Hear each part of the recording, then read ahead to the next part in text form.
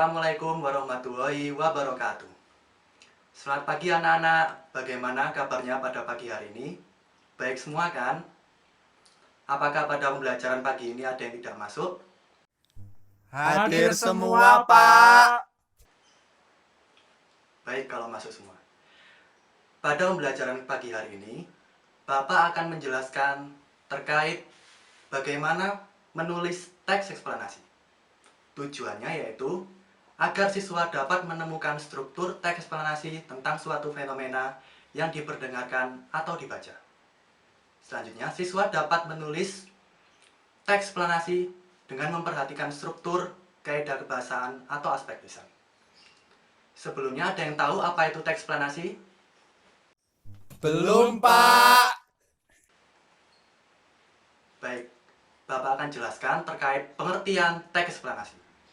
Teks eksplanasi adalah teks yang berisi penjelasan tentang proses yang berhubungan dengan fenomena-fenomena alam, sosial, dan budaya. Teks eksplanasi berasal dari pertanyaan penulis terkait mengapa dan bagaimana suatu fenomena bisa terjadi. Ciri-cirinya ada 4. Yang pertama, teks eksplanasi memberikan informasi, pengertian, dan pengetahuan. Yang kedua, teks eksplanasi bersifat menjawab pertanyaan apa, mengapa, dan bagaimana suatu fenomena itu bisa terjadi. Yang ketiga, teks eksplanasi disampaikan dengan gaya yang lugas dan menggunakan bahasa yang baku. Keempat, teks eksplanasi umumnya disajikan dengan menggunakan susunan yang logis. Selanjutnya, kita akan belajar terkait struktur teks eksplanasi.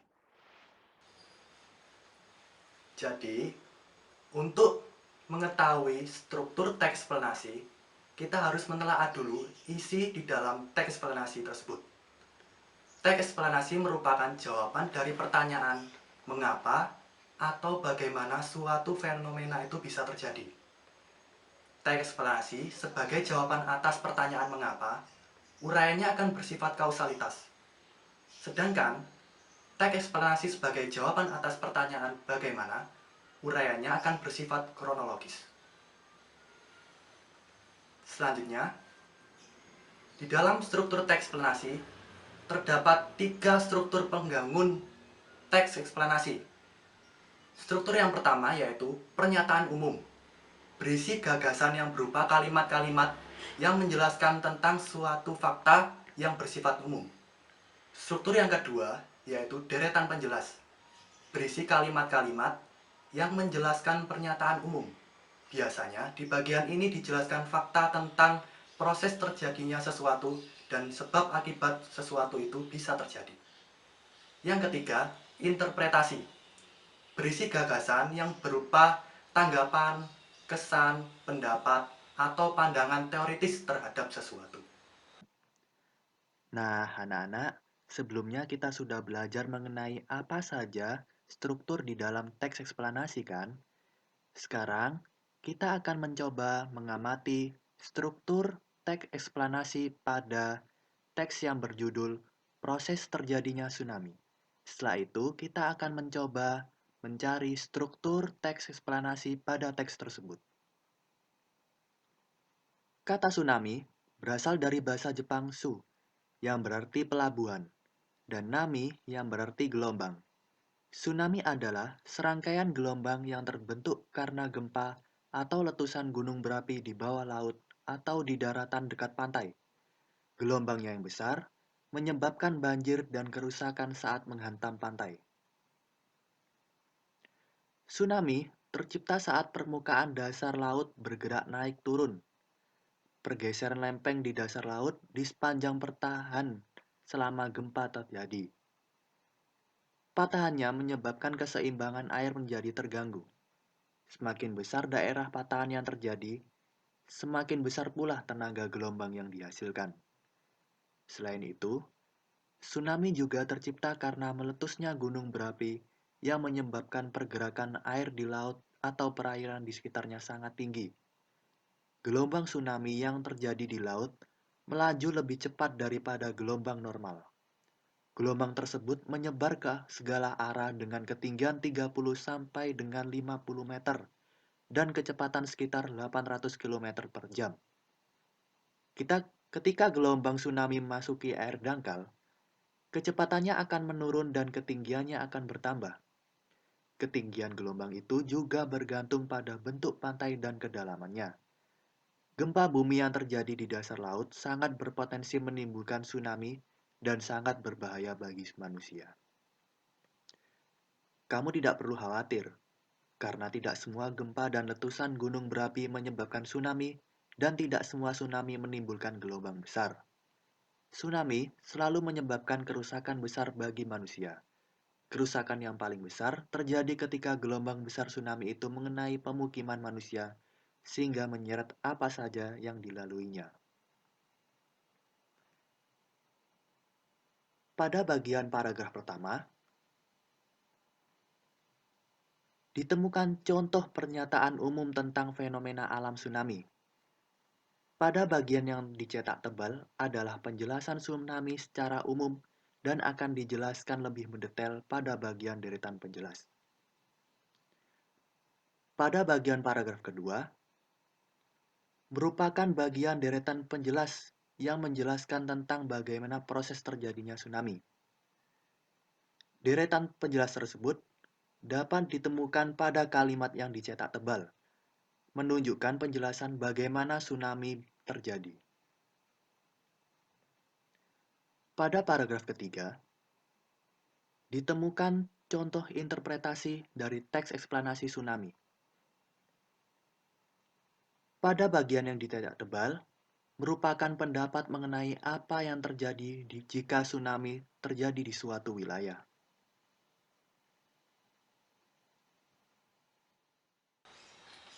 Selanjutnya, setelah kita belajar struktur teks eksplanasi, kita juga harus mengetahui kaidah kebahasaan di dalam teks eksplanasi.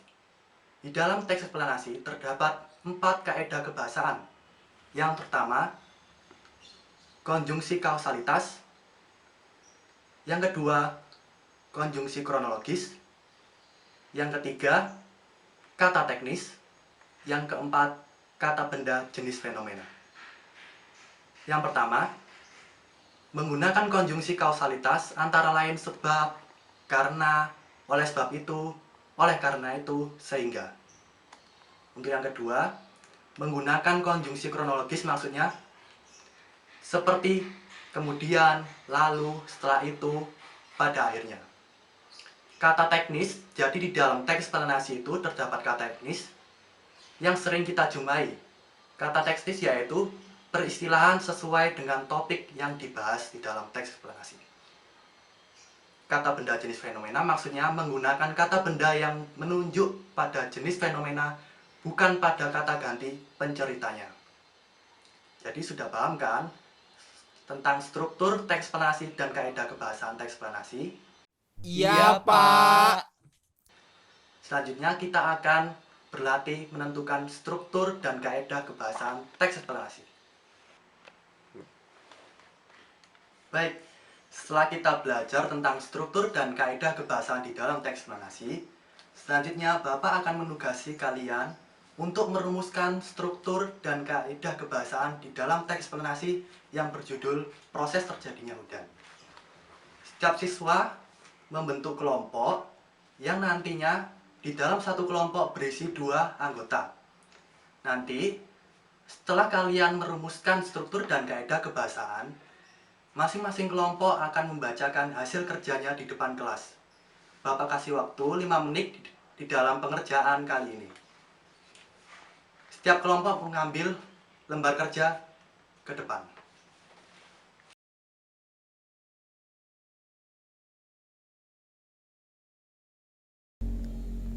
Kami dari kelompok 1 akan menyajikan hasil kerja kami terkait merumuskan struktur dan kaidah kebahasaan pada teks eksplanasi yang berjudul proses terjadinya hujan. Mohon perhatiannya. Pada musim hujan, di beberapa daerah di Indonesia sering mengalami bencana banjir, seperti yang terjadi di Kabupaten Gresik, khususnya di Kecamatan Cermeh, Benjeng, dan Menganti yang hampir setiap tahun dilanda banjir. Salah satu faktor penyebab banjir ialah intensitas hujan yang relatif tinggi. Hujan adalah peristiwa jatuhnya butir-butir air dari langit ke permukaan bumi yang ditarik oleh gaya gravitasi bumi. Proses umum terjadinya hujan diawali oleh proses penguapan air laut akibat terkena panas matahari. Uap yang dihasilkan akan menuju ke atas sampai terjadi kondensasi sehingga terbentuk awan. Awan-awan yang terbentuk akan terbawa oleh angin menuju ke daratan. Ketika awan satu dengan awan yang lainnya bertemu, maka akan membentuk awan yang lebih besar dan suhunya bertambah dingin.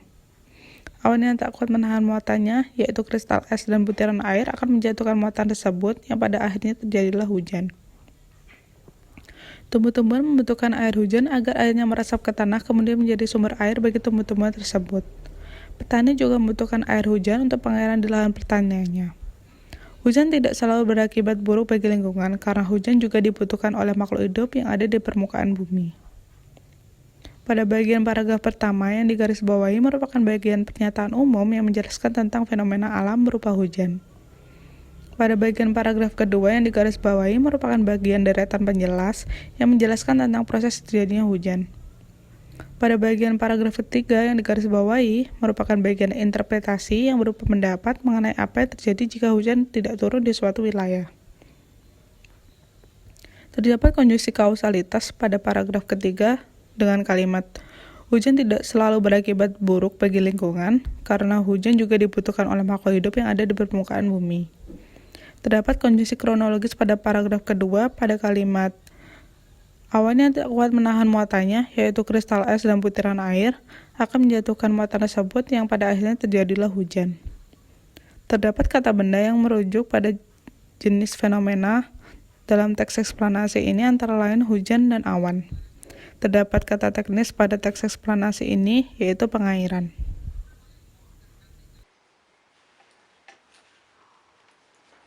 Baik, masing-masing kelompok sudah menyajikan hasil kerjanya terkait menentukan struktur dan kaidah kebahasaan dalam teks eksplanasi.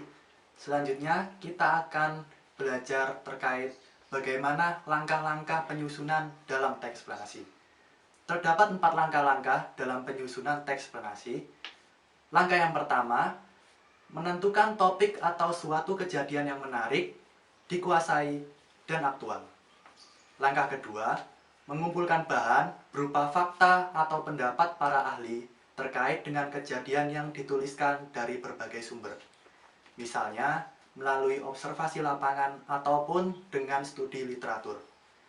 Langkah ketiga, menyusun kerangka teks, yakni dengan mengembangkan topik utama ke dalam rincian-rincian topik yang lebih spesifik. Topik-topik itu dapat disusun dengan urutan kronologis atau kausalitas. Langkah keempat, mengembangkan kerangka yang telah disusun menjadi teks eksplanasi yang lengkap dan utuh dengan memperhatikan struktur bakunya, yaitu pernyataan umum, deretan penjelas, dan interpretasi. Perhatikan pula kaidah-kaidah kebahasaan yang berlaku pada teks eksplanasi. Jadi sudah dipahami kan apa saja langkah-langkah di dalam penyusunan teks eksplanasi? Iya, Pak. Selanjutnya, Bapak akan menugasi setiap siswa untuk memulai menyusun teks eksplanasi tentang suatu fenomena, boleh fenomena alam, sosial, ataupun budaya. Bapak kasih waktu 15 menit dalam pengerjaannya. Setelah itu, Bapak akan menunjuk siswa secara acak untuk membacakan hasil kerjanya.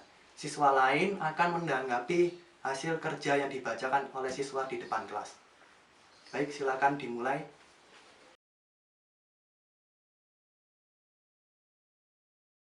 Saya, Rory, akan membacakan hasil kerja saya terkait menulis teks eksplanasi. Teks eksplanasi yang saya tulis tentang proses terjadinya pelangi. Pelangi merupakan suatu busur spektrum besar yang terjadi karena pembiasan cahaya matahari oleh butir-butir air. Pelangi juga dianggap sebagai gejala optik dan meteorologi berupa cahaya beraneka warna saling sejajar yang tampak di langit atau medium lainnya. Pelangi tampak sebagai busur cahaya dengan ujungnya mengarah pada horizon pada suatu saat hujan ringan. Pelangi juga dapat dilihat di sekitar air terjun yang jelas. Pelangi dan efek cahaya lain di langit disebabkan oleh cahaya yang membias dan menyimpang menjauhi partikel. Saat matahari terbenam, langit menjadi merah karena sinar matahari lewat melalui atmosfer yang jauh lebih tebal daripada ketika matahari berada tinggi di langit pada siang hari. pelangi tidak akan tampak pada malam hari atau ketika cuaca mendung. Hal itu karena pelangi merupakan hasil dari pembiasan cahaya. Pada mulanya, cahaya matahari melewati sebuah tetes hujan, kemudian dibelokkan atau dibiaskan menuju tengah tetes hujan, sehingga memisahkan cahaya putih menjadi warna spektrum. Pelangi hanya dapat dilihat saat hujan bersamaan dengan matahari bersinar, tapi dari sisi yang berlawanan dengan si pengamat. Posisi si pengamat harus berada di antara matahari, dan terkesan air dengan matahari di belakang orang tersebut. Matahari, mata si pengamat, dan pusat busur pelangi harus berada dalam suatu garis lurus. Cahaya dengan panjang gelombang terpendek seperti ungu terdapat di bagian kurva, dan yang memiliki panjang gelombang terpanjang seperti merah terdapat pada bagian luar. Sekian dan terima kasih. Nah, setelah tadi mendengar hasil kerja siswa yang telah dibacakan di depan kelas, selanjutnya nanti siswa lain akan mengumpulkan hasil kerja yang telah dikerjakan tadi di depan kelas. Jadi, pada pembelajaran hari ini bisa dipahami tentang materi terkait menulis teks eksplanasi. Pada pembelajaran kali ini, kita sudah dapat memahami bagaimana menentukan struktur teks eksplanasi, kaidah kebahasaan teks eksplanasi, dan bagaimana penyusunan di dalam teks eksplanasi.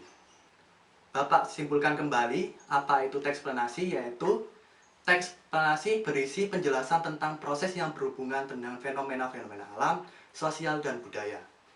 Jadi bisa dipahami kan apa itu teks eksplanasi? Jika masih ada pertanyaan, bisa ditanyakan di minggu selanjutnya. Cukup sekian pada pembelajaran kali ini. Wassalamualaikum warahmatullahi wabarakatuh.